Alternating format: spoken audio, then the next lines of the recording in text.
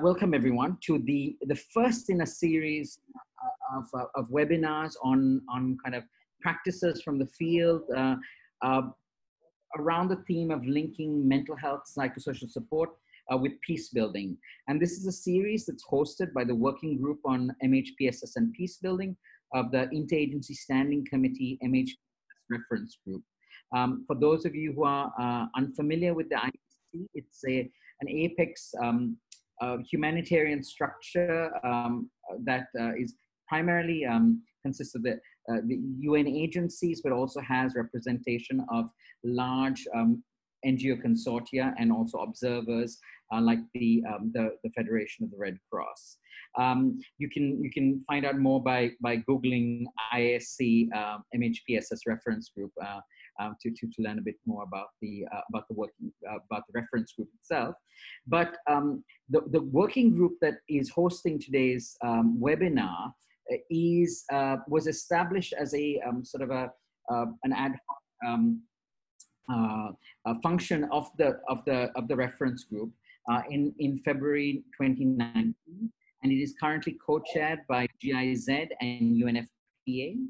And it has, as you can see, a variety of members of agencies from around the world that do work in a variety of settings that have a particular interest in this, the linkages between the fields of MHPSS and peace building.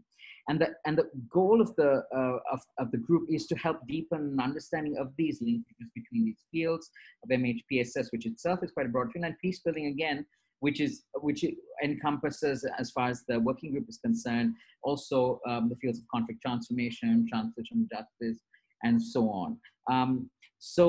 One of the things that the working group had decided to do was to identify ways in which it could help enhance the discourse and learning for those interested from both fields around how to integrate, how to make linkages between them, and also some of the challenges around doing so. And through a consultative process, the survey that was put out to MHPSS networks and also networks, one of the ideas that was identified as being most popular from these constituent groups was the idea of having some series of webinars around practices from the field that we could learn from and we could draw lessons from. So in the spirit of kind of feeding that dialogue, feeding that process of exchange and mutual learning, this webinar series was launched, and we are very pleased that Melissa Tucker from CRS has been good enough to help organize some of her colleagues to present on work that's done and some interesting data that we're looking forward to hearing from them. And so I'm going to be handing over now to Melissa to take the webinar from here on. I'm going to make Bill co-host so that he can share the slides. Bill, you're now a co-host. And Melissa, if you would take over from me, I'm going to mute myself. And the floor is yours. Thank you. Okay. Thank you very much, Ananda. And hello, everybody. As Ananda said, my name is Melissa Tucker. I'm with Catholic Relief Services. I'm a technical advisor for psychosocial support in humanitarian settings. And so I'm just going to give a brief introduction to our presentation today. There's a lot of information, a lot of great information to share. So I don't want to hold things up too much, but we'll be discussing today a study that was carried out in Central Africa Republic through the CAR Interfaith Peace Building Partnership, which was formed to develop a foundation for social cohesion. The study is looking at the impact on rates of distress and depression resulting from two different interventions, peace education and trauma healing. And I think what you'll see today is really going to generate a lot of terrific discussion. and provide us with some great thoughts about moving forward as well. So per usual, if you would place your comments in the chat box, and we'll have some discussion and questions at the end of the presentation. We have 3 presenters today. As you see on the screen, we have Dr. Bill Froming, who's a research psychologist from Palo Alto University, and Dr. Karen Bronk, also from Palo Alto University, who's a neuropsychologist and clinical psychologist, both teaching. And then we also have Florence Ntakarutimana. I hope I had the pronunciation correct, Florence.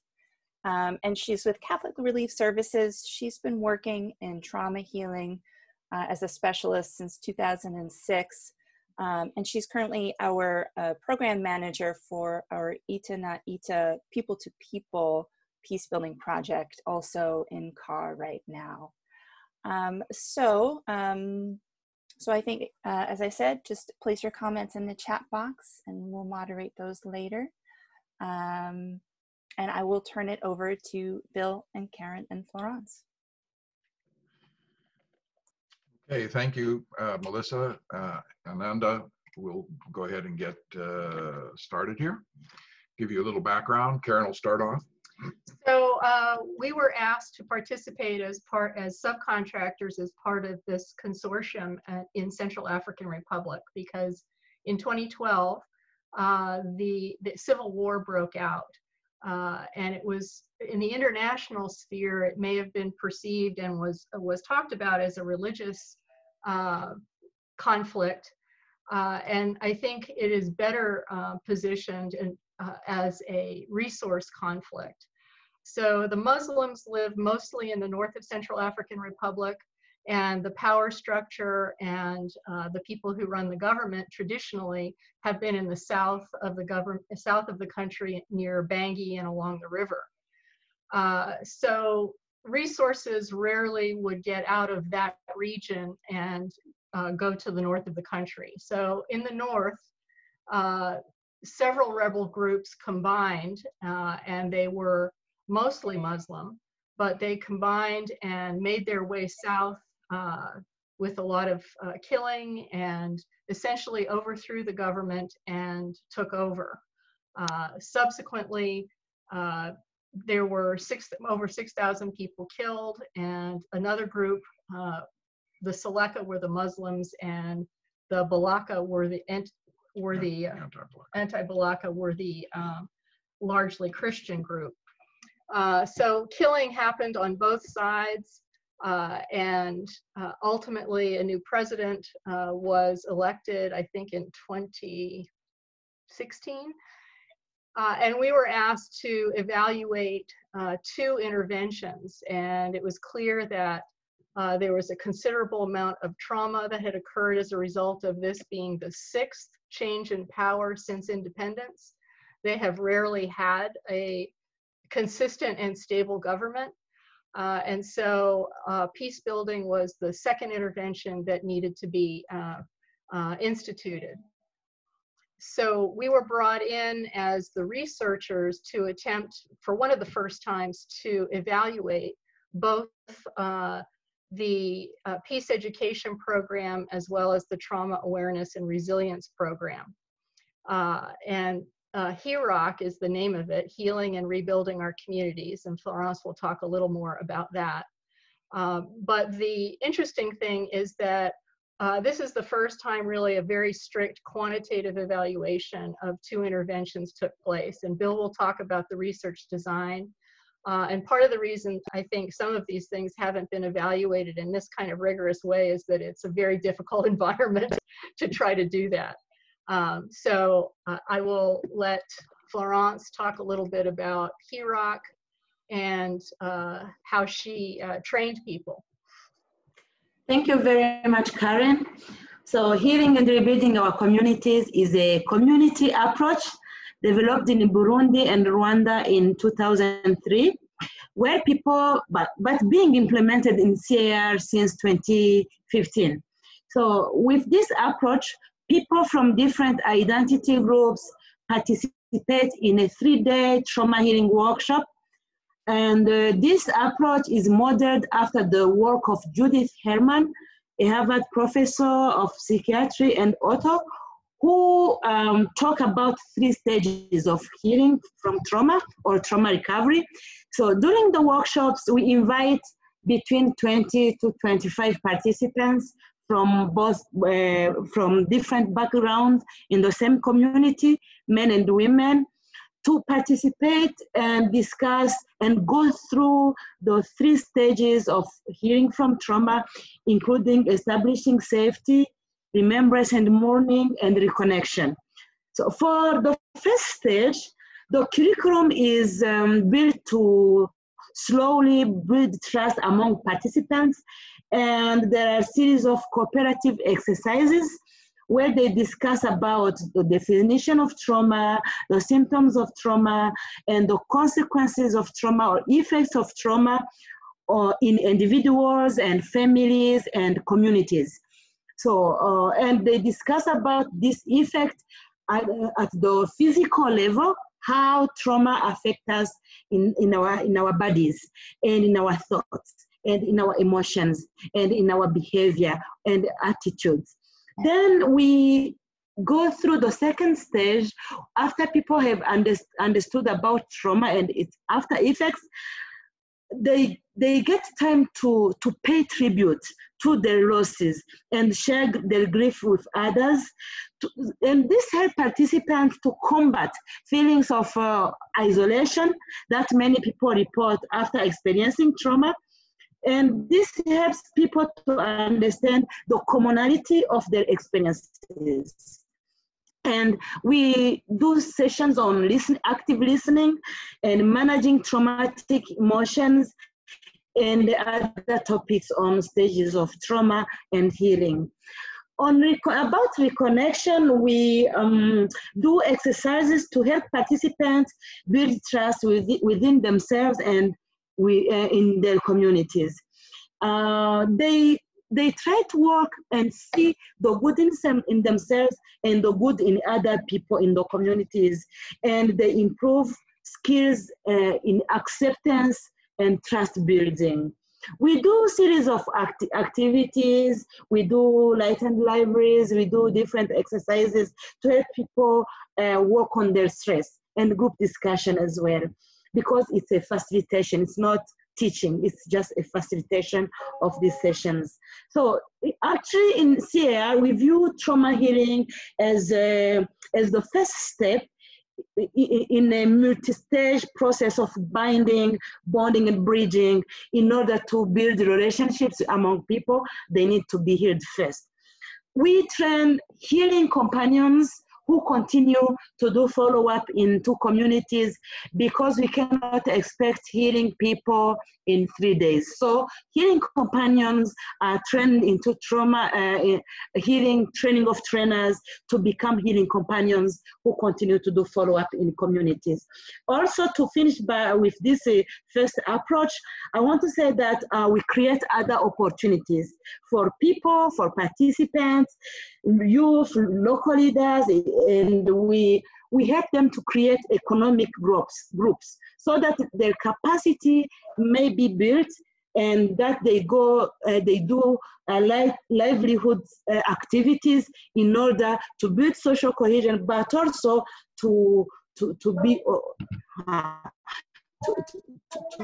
find ways of being autonomous economically. For the second approach, peace education, this approach was used or developed by AEGIS Trust in Rwanda after the genocide, and it is being implemented in CAR by CRS as well. And in this context, it helps people to promote the values of empathy, critical thinking, and personal responsibility. In this approach, a common and validated history of the CAR from pre-colonization to recent conflict is combined with accounts or stories of positive deviance. So, noting the importance of visual aid, CAR has developed a mobile exhibition of 12 12 museum quality panels created with photos and graphics with Sango local language to help participants understand or connect to the stories and lessons, reinforcing the positive values and ultimately inspiring peace-promoting behaviors. So they do activities into 4-day workshops, and these 4-day workshops are followed by mass sensitizations. So people get to understand the root of violence and the pathway to peace. So these workshops help improve intercommunal relations. That's in summary what I would say about HROC and education. And if there is any question, I am available. Thank you. Thanks. This is the Peace Education Workshop. Again, part of the point is to bring together people on both sides of the conflict, if at all possible. That's certainly explicitly the case for HROC. And it's not always possible to do that, but here we are in a village, and they're going through trust building exercises, and they realize that they all want positive things to happen. I mean, they have regrets about what's happened to their neighbors in their village, and they have losses, but they also want to move forward and get back to civil living with each other. So these things happen out in the bush, but they work there as well as they do in any dining hall in a big city hotel. So the idea is, as Florence was just mentioning, trying to build empathy, trust, and cooperation, critical thinking, trying to make sure people aren't subject to propaganda, to misinformation. We could probably use some of that in the US these days. So go ahead. So CAR was on the verge of genocide. This was a big concern by people in the UN as well as agencies that were already in the country. And the Interfaith Peacebuilding Partnership had done great things in order to start to stem the conflict by joining together all of the three major religions in CAR, going around the country and saying, this is not a religious fight, we are all brothers and sisters. And there are, of course, very limited mental health professionals on the ground. So this is another example of task shifting where lay people are taught and trained to be the psychosocial support. And you need interventions that are easy to use and to teach people. And our goal was to try to assess the impact of the interventions. And it's the first prevention effort that both USAID had funded and Aegis Trust was participating in. So they were excellent folks. So we chose many different instruments with a starting point with Patrick Vinck, who has done quite a lot of research in conflict settings and justice and peace building. Used to identify changes in emotion as well as behavior were culturally appropriate. And so we also wanted to make sure already were worked with other NGOs to collect data, and we did focus groups in order to particularize and identify unique symptomatology and whether or not our instruments capture that. So this is an example of us working with conflict survivors, and as with our actual workshops, it was including Muslims, Protestants, and Catholics in the same group, so they could all share their experience. We used demographic questions from Vinck questionnaire, and then we identified the Hopkins symptom checklist from a long body of literature in conflict settings and in refugee settings. And the Hopkins symptom checklist 25 captures both anxiety and depression. And so those are the fundamental difficulties underlying PTSD. There are other symptoms of PTSD, but this captures at least the anxiety and depression.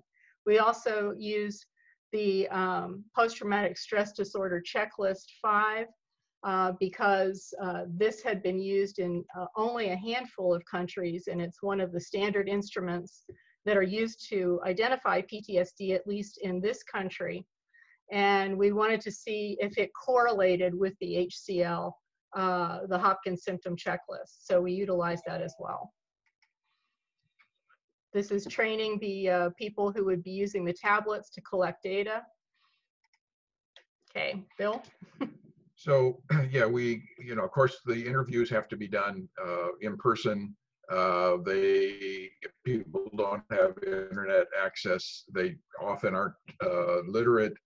So we trained enquêteurs, interviewers with tablets so they could go out into the community and do the interviews. And then when they got back to internet access, it would upload the information and then flow to wherever we were, like in San Francisco. And the name of that program that is on the tablet is Kobo Toolbox. I'm sure there are others, but that's the one that we use. So we could only work in Bangui. It would have been interesting to work, throughout the country, but for security reasons, that just wasn't possible. So we were in the capital. We initially worked with community and church leaders. We asked them to refer people who they thought were suffering as a result of the conflict. And so they, started a flow of people, and then those folks were interviewed, and they were given, in particular, as part of this battery, the Hopkins checklist. And you need there's generally a recognized score of 1.75 average across these 25 items that indicates at least some distress, some anxiety, and some depression. So people were selected based on showing some signs of psychological distress, and then randomly assigned to one of 3 conditions. They either got the trauma healing workshop first, and then got assessed, and then went to the peace education workshop and got assessed, and then got assessed 3 months out, or the reverse. So peace education, an assessment, trauma healing, an assessment, and 3 months out, another assessment. There was also a waitlist control, so they got all the testings but no interventions. Okay. So here's what it looks like. I don't know if you can, let me, where are we here? Spotlight, right. So there are 4 assessments, so everybody gets assessed 4 times. Here's the beginning where everybody is simply checked to make sure that they have the minimum amount or have some amount of distress, and then they get randomly assigned to one of 3 groups. The workshops take place, an assessment happens, the next workshops take place, another assessment, nothing happens for 3 months, and we go back a 4th time. Okay. Here's just a little bit of descriptive information about the groups that we had. So an average age of about 37, mostly 70% female. We had about a total of around 300 participants spread across the 3 groups. We did verify that the Hopkins average score on the Hopkins was 2.61, indicating that there was considerable anxiety and depression in the group. And we also verified that the groups were in fact equivalent to begin with. I mean, they were random assignment, hopefully does that for you, but we verified that in fact the group started out equal. So you then have this, what's called I don't want to get too statistical on folks, but it's kind of a 3x4 design, and I'll report some of the effects for you. I'll verbally give it to you, and then the graphs, I think, make it as clear as possible. So across the bottom here are the 4 assessments, right? Pre-test, before anything happens, all the groups are equal, all right? After 1 workshop, after 2 workshops, after 3 months out. This is your waitlist control. right? There is some decrease in the level of anxiety and depression for those folks across time. But the treatment groups are where the interest is. Here are the two treatment groups. One is the, let's see, blue is the trauma healing and that first, and then the peace education. The other one is the peace education and then trauma healing. Both of those groups show significant reductions in the amount of anxiety, depression from time 1 to time 2. They maintain that difference compared to the waitlist control from 2 to 3, and they maintain it still 3 months out. Now, what we did is look at, I mean, these two treatment groups look very similar. So we simply said, are they different at all? If so, can we simply combine them, which is what we did. And you get this graph, which is kind of the most clear, I think, of all of them. So here are the treatment groups. Here's the waitlist control. So the interventions produce significant differences in anxiety and depression. Those are maintained from that point on, though it's kind of starting to get closer by 3 months out with no additional activity interspersed. Though it's still significant. It is still significant. So the point is these interventions are working. Now, what's been interesting is that they work equally well. I mean, we didn't expect them to work, you know, to produce the same results. So we were as surprised as anybody. So we're still wrestling with it. But where you do see differences are in the reports of the people who have been through the workshops. So they're very tailored to the kind of workshop they went through. So this is just a information gathering with survivors of the conflict. Again, all religions are present. This is at the very beginning so that I could hear some of what had occurred for these people. And when after the trauma healing work, or after the end of the workshop, you would look at the comments from individuals who participated, and they specifically would say, this was really helpful. I lost family members who were killed by anti-Balaka, and we were 7 in the family, and this person was the only one still living. And after the trauma healing workshop, I asked myself frequently if I would ever again have joy on my face. And then the project came and became like his doctor. And this person became a trainer of others. And so after taking the workshop and after learning the workshop, this Muslim person felt great relief. The other one, husband died, leaving the woman with 6 children, and a relative left behind 4 children. So now she was the sole support for 10 children. And then her mother also died. And this workshop, again, relieved this woman's suffering to a great degree, and she had asthma attacks and headaches that occurred. She had difficulty sleeping, and those symptoms were abated by the workshop. Similarly, this is an example of groups working together in the peace education workshop.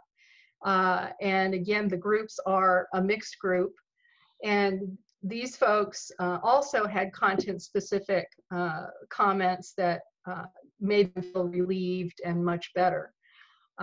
This was the chief of his village. He was the richest person, had many animals, 83 goats, 76 sheep, and 200 chickens. And the Seleka, the Muslim group, largely Muslim identified, came in with military trucks and stole all his livestock, and then had him participate by kneeling on the ground, and they used his head as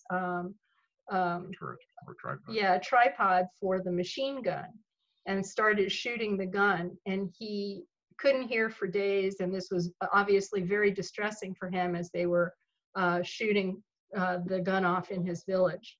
And afterwards, this is a really remarkable story. He's walking to the peace education workshop on the 2nd day, and he sees this same man who had come in with the machine gun approach him as they're walking toward each other. And rather than feeling the rage, he felt rage initially, but then he thought about the workshop, And he said, he went up to him and called him his brother. And he said, you know, today would have been your last day if it had not been for this workshop. And I learned about the consequences of violence and the steps leading to peace. What I ask you now is to come with me tomorrow morning to attend the last day of the workshop, and you'll understand that this is wrong to kill people. So he clearly was able, in his own behavior, it altered him significantly enough to approach this man with less fear and to invite him to come, that this had changed him, so maybe it could change this person. So I think so what we have then is the interventions worked very successfully to reduce anxiety and depression compared to the control group. They seem to be, at least on that dimension, with regard to anxiety and depression, equally effective. At the same time, you get this kind of workshop-specific reporting afterwards about what the trauma healing workshop did, or what peace education did in those examples that we gave you. So there's different kinds of reporting, but the anxiety and depression in general is going down in either case. And we're not sure if some of this might not be underestimating, because there was still conflict even as we were running these workshops. I mean, so it wasn't conflict-free at that point.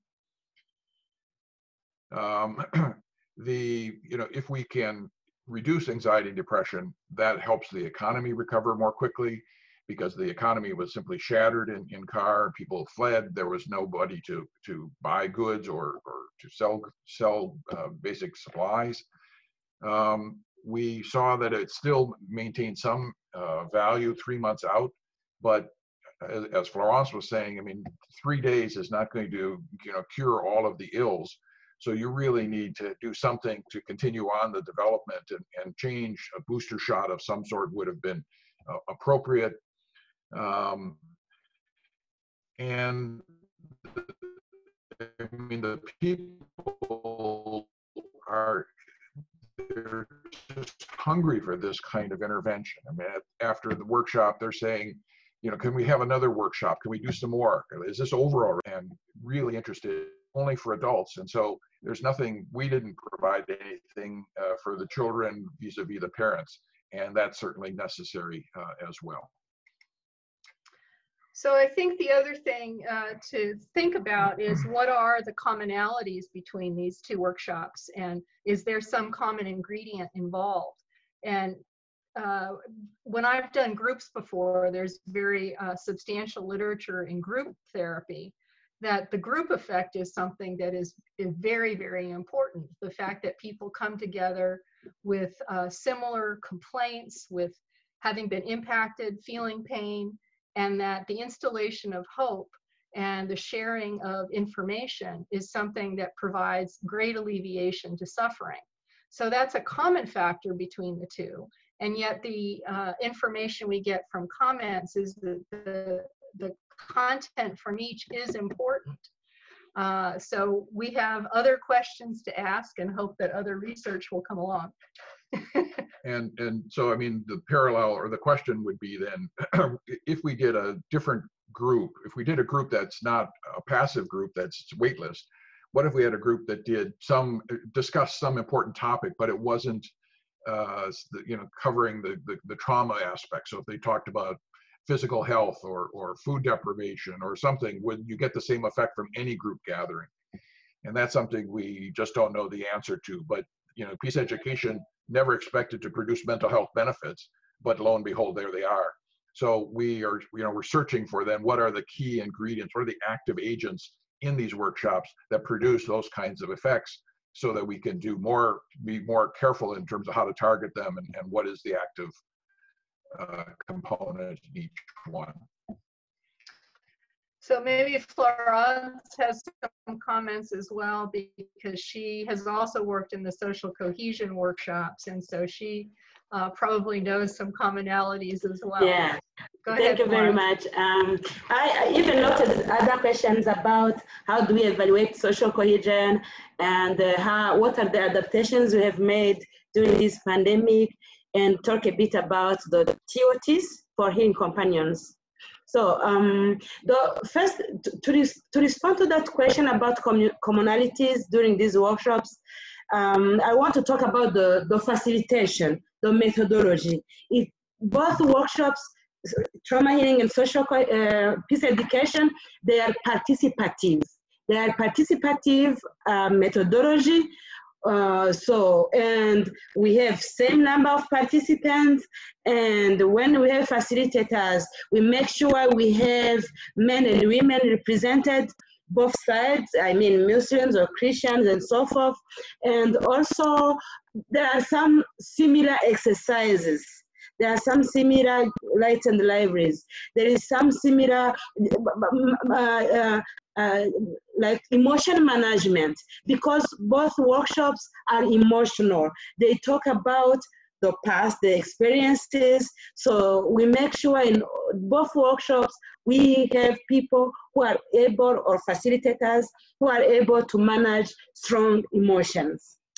Talking about how do we measure the impact?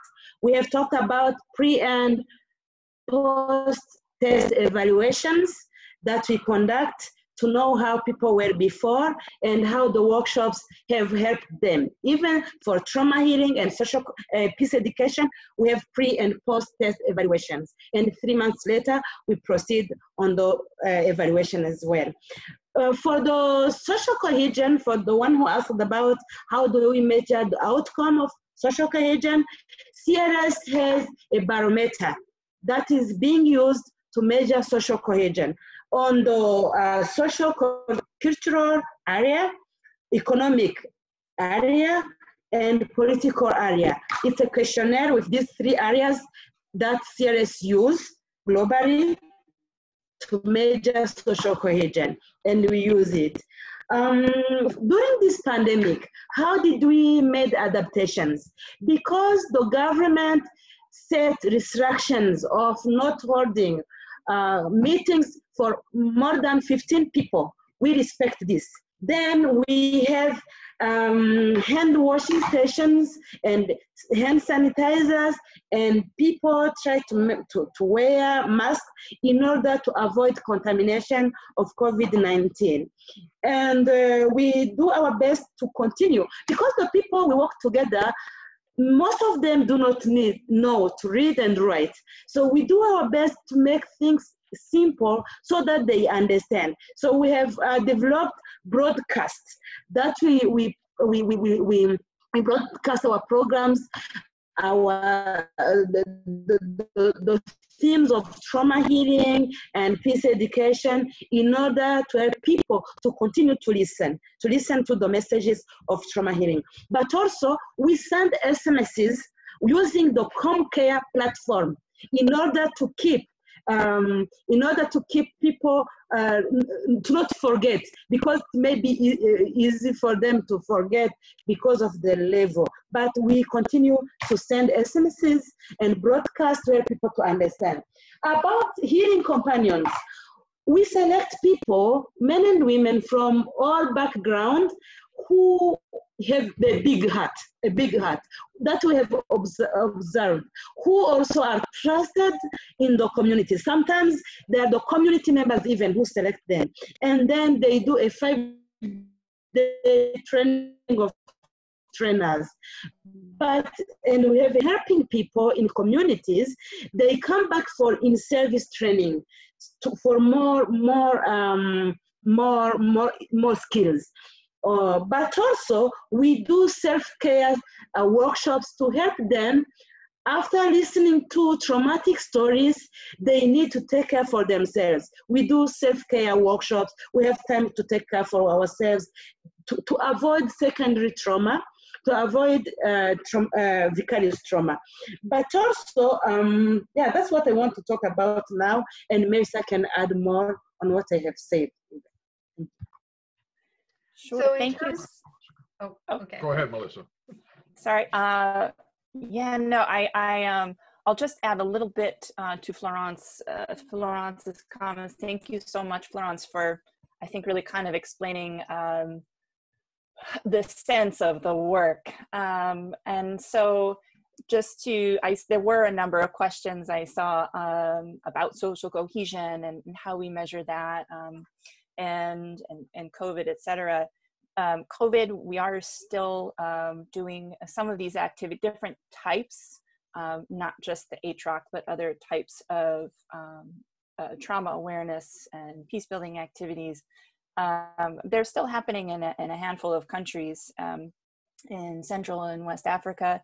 The unfortunate thing is that typically we have trainers go out and there's quite a hand-holding and mentorship process, which Florence touched upon, which is really critical.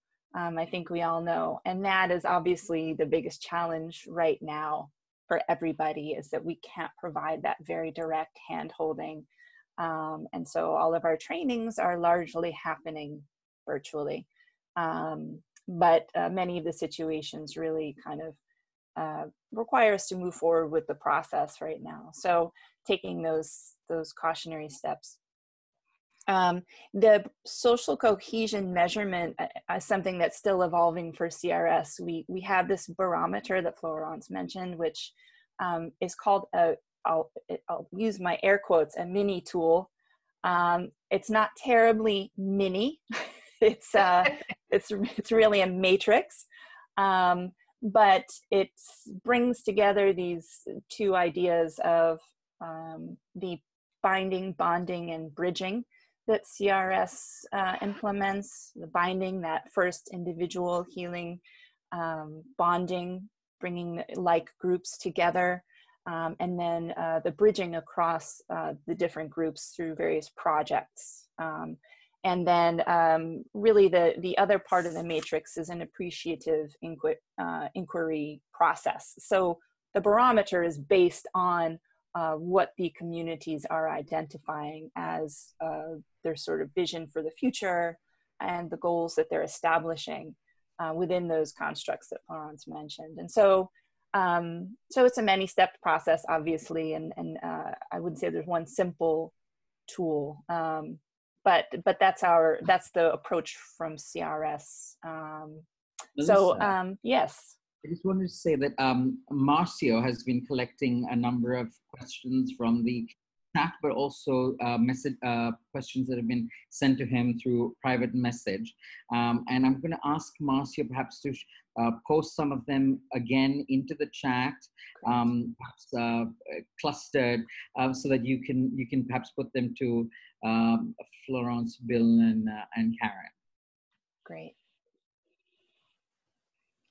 So another question is, we have looked at, and Florence, the questionnaires are continuing to be given in an abbreviated form. So rural and urban areas are quite similar. So there's no difference. Rural areas respond quite positively to the workshops as well. And Aegis Trust developed the mobile exhibition precisely for the reason of being able to go out into the countryside and bring these materials with them to exemplify some of the teaching tools that are used within the workshop. Another important point is someone asked about, are these workshops adaptable to other country contexts? And of course, Florence has been teaching this in multiple countries, doing it in multiple countries. Florence, do you know if they do this outside of the African context? I know that HROC has been being implemented with the refugees in USA. Myself, I have been in Philadelphia with the African Great Lakes initiatives, and we have conducted many workshops over there. Yeah. And talking about other countries, Niger, I have been in Niger to train healing companions there, and Mali are implementing this approach now. And in different other countries, including Cameroon, Burundi, here where I am, CRS is using it, and other organizations, and Kenya, and DRC, and Rwanda, and other different countries. Thank you. Yeah, I see no reason why HROC cannot be adapted to other countries around the world. They're simple strategies, and I think that one point to make is before you implement things in other countries, it's really important, even for our questionnaires as an example, is to do focus groups to understand the cultural context. And are there specific ways in which, for example, people need to interact in groups? Are there hierarchies of relationship, cultural customs that need to be appreciated? So, and there are certain symptom complexes. For example, the Hopkins symptom checklist is the one that's used in most foreign countries for evaluating these trauma, anxiety, and depression symptoms. The Harvard Trauma Questionnaire looks at the types of experiences people have. So it's a multi-part thing. We did the Harvard Trauma Questionnaire, but this is specifically looking at the outcomes of the workshops. So we did the focus groups to understand how people in CAR experience their symptoms. And outside of the Western context, most other countries in the world experience depression, anxiety in physical manners. There are physical manifestations. So the headaches and the asthma and the backaches, but they don't understand why they're suddenly feeling ill or sick. And they go to doctors if they're available to try to understand, or traditional healers to try to understand. One of the benefits of the workshops, and HROC in particular, is it explains how trauma affects the body, the mind, and the feelings. And so they suddenly have an understanding of, oh, this is why I feel the way I do. So I think that's just a point I wanted to make. Several of them. Yeah, thank you, Karen and Florence. There are a number of questions in the chat box. I think some are sort of being answered as we go around social cohesion, et cetera. There's been some requests for tools, which I know, Karen, I saw that you said you'll share. And I think I saw another CRS person who said they would share as well. There's a couple of questions that I see Marcio shared at the top, which are a little bit apart from some of the more technical questions, and I think would be great to explore for some of us who are listening and perhaps thinking similar things that have to do really around the concept of trauma and the terminology. So one question is, what do you think about using the term, I think this is terminology, adversity instead of trauma in documents and in practice? And then I see the question following that is that trauma field is not unanimous in the humanitarian field. They are not neutral terms and imply a lot of assumptions and mainly Western cultural trends. So in the aid sector, it's already collected long experiences and critiques for using this clinical approach. And now we're seeing it being used to approach complex social fabric of local contexts. So just discussing so many of the different elements such as religious groups, poverty, and violence, and wondering how a 3-day workshop, which surely brings relief, might have unintended side effects of reducing this social fabric complexity to trauma. So some questions around really the conceptualization of trauma, the choice to approach it from the more Western perspective.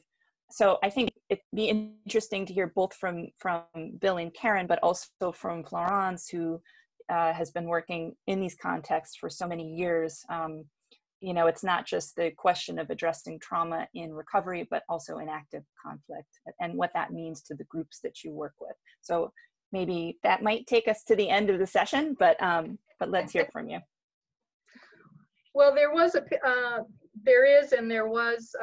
controversy, as you say, about introducing the concept of trauma, and that were we creating something that could have unintended consequences. And so I think part of the reason the measurement is the Hopkins symptom checklist is that there are psychophysiological symptoms that are tapped by these. And as a neuropsychologist, one of my areas of interest in terms of trauma is, you know, people are dealing with life and death situations in these conflict settings. Yes, they are also dealing with a lot of other difficult situations, poverty, food availability, and so forth.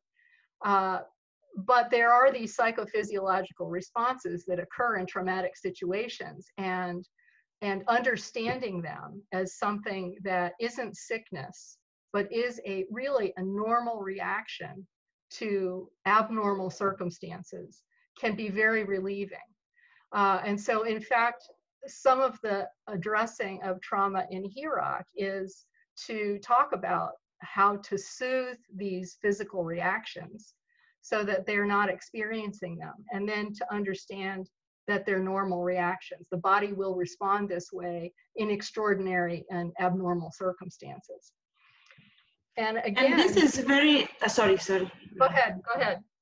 So I want to say that this is very important to help them understand, because, as I said, most of the people who work together do not know to read and write, do not have opportunities to hear or to read, or they don't have access to internet. Most of them don't have access to phones to know how people describe things or how people call things.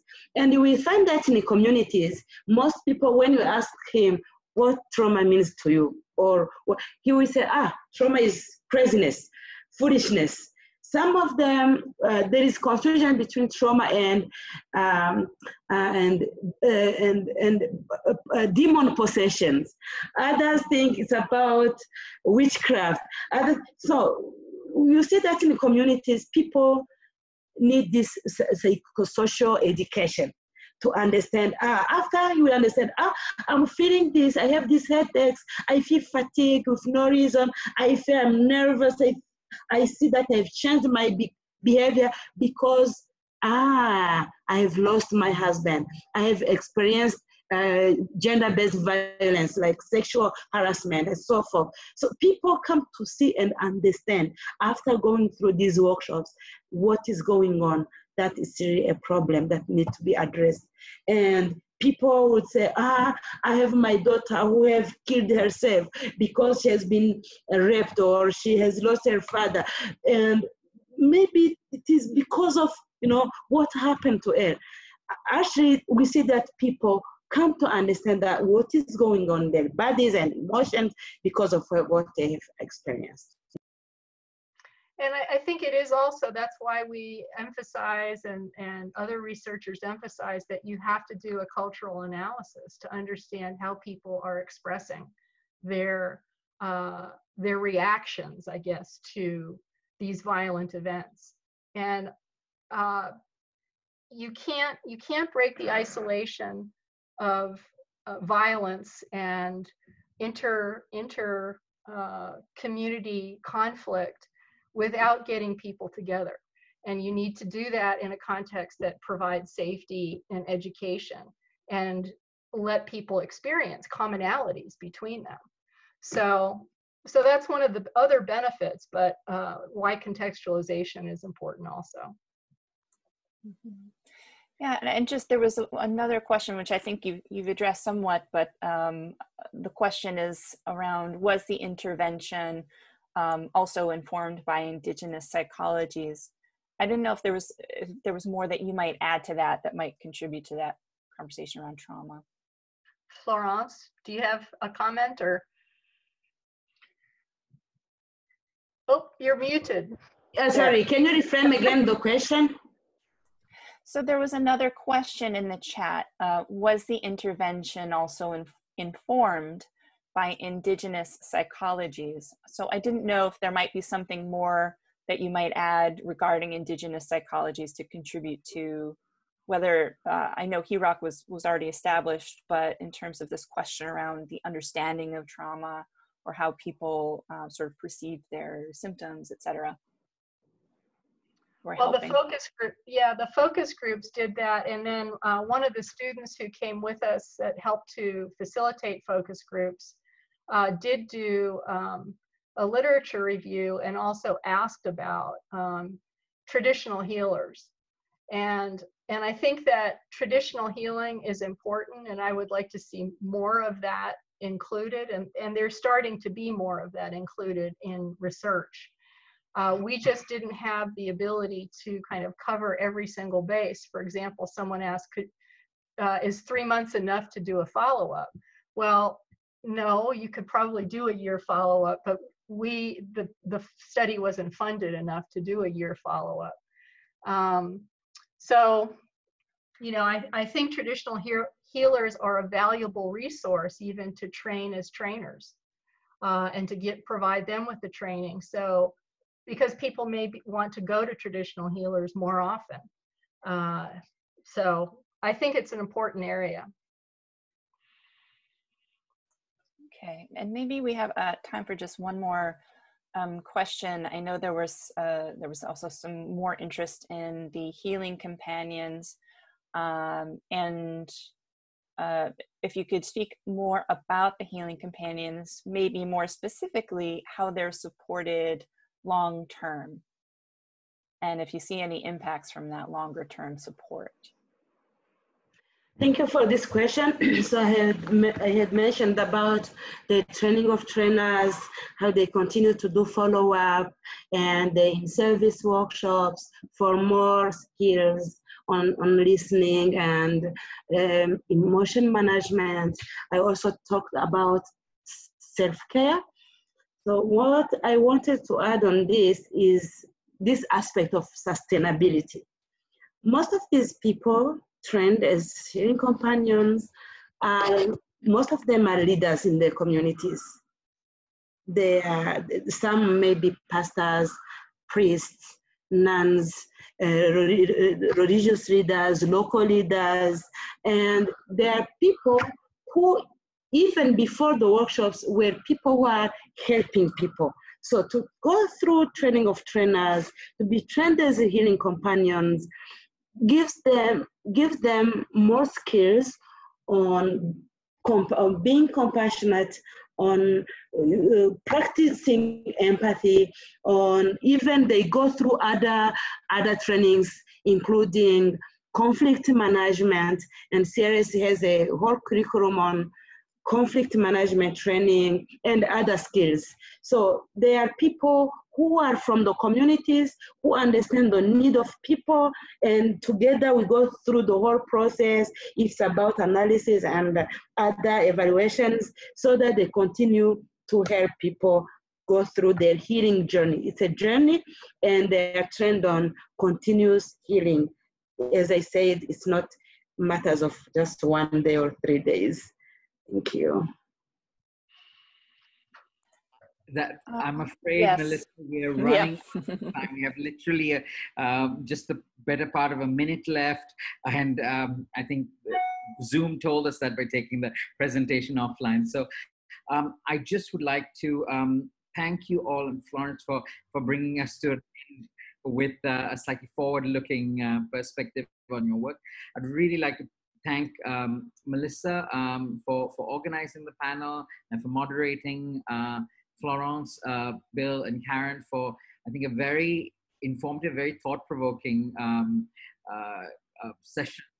I'm sure that we could continue, and we really must continue this conversation further. I'd like to ask you 2 things. One is, if you take the exit survey that my colleague Tasha has posted in the chat, but also I'm going to post a link to an area, a group on MHPSS.net, where we have resources around peace building, MHPSS and transitional justice, which we'll be hopefully upgrading with new content. And we'd love to be able to share the slides from today, any other publications that come out related to this work. And of course, we will be convening again, hopefully a month or 2, with the IASC MHPSS Reference Group's working group on MHPSS and Peacebuilding, to have our next webinar, which may be about some work being done in Colombia. We're working on putting that together at this time. So thank you so much for your participation, and thanks once again to the panel for such a great presentation. Thank you. Thanks, everybody. Let us know if you want to talk or just send us emails. Thank you very much, everyone. Bye. And do let us know, Bill, Karen, and Florence, if you'd like. Be happy for your emails perhaps to be shared with the participants of the webinar. Yeah, it's on the first slide, but go ahead and share it. It's fine. We'll do that. Thank you. Thanks very much. All right.